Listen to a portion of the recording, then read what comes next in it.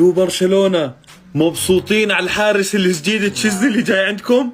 مبسوطين على حارس راجع من الاعتزال وقرر انه يصير يدخن ويرجع للسجاير وجايبينه لعندكم عشان يلعب مع فريق برشلونة كحارس اول كمان.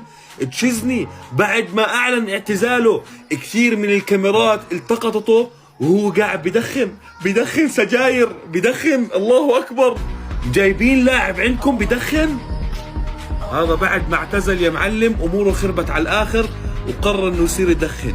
اتفاجأ انه نادي برشلونة قدموا له عرض رجعوه من الاعتزال وراح يصير حارس برشلونة الاول، وممكن اول مباراة يلعبها كحارس اساسي راح تكون امام نادي ريال مدريد بين الشوطين يا معلم.